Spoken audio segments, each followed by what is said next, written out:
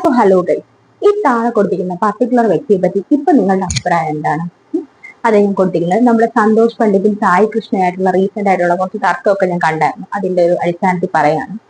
ശരിക്കും പറഞ്ഞു കഴിഞ്ഞാൽ ഈ ഈ പർട്ടിക്കുലർ വ്യക്തി ഇപ്പൊ കാണിച്ചുകൊണ്ടിരിക്കുന്നത് വെച്ച് കഴിഞ്ഞാൽ എനിക്ക് സത്യം പറഞ്ഞാൽ ചിരിയാണ് വരുന്നത്. കാരണം അങ്ങോട്ട് ചെന്ന് ഒരു ഊക്ക് വാങ്ങുക എന്നൊക്കെ പറയത്തില്ലേ, അതാണ് ഇപ്പൊ നടന്നുകൊണ്ടിരിക്കുന്നത്.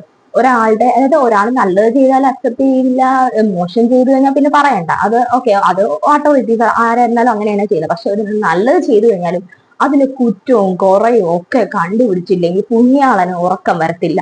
അത്രയ്ക്ക് ഒരു നല്ലൊരു വ്യക്തിയാണ് ഇദ്ദേഹം. അപ്പൊ എന്താണെന്ന് സന്തോഷ് പണ്ഡിറ്റിന്റെ അടുത്ത് ചെന്ന് ഇമാതിരി കോപ്രായങ്ങളൊക്കെ കാണിച്ചു കൂട്ടി. അതിനുള്ളതൊക്കെ ഏതായാലും കിട്ടിയ വീഡിയോസ് ഒക്കെ കണ്ടായിരുന്നു. എന്തായാലും വളരെ സന്തോഷമുണ്ട്, കിട്ടിയല്ലോ.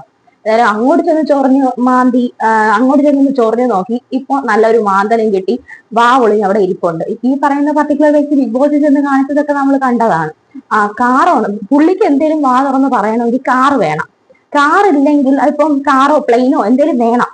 കാറോ പ്ലെയിനോ ഒന്നും ഇല്ലാതിരുന്നു കഴിഞ്ഞാൽ പുള്ളി അങ്ങ് വളരെ പറയത്തില്ല, ഒന്നും പറയത്തില്ല. പുള്ളി വളരെ മാന്യനും വളരെ നല്ലൊരു വ്യക്തിയൊക്കെ ആവും.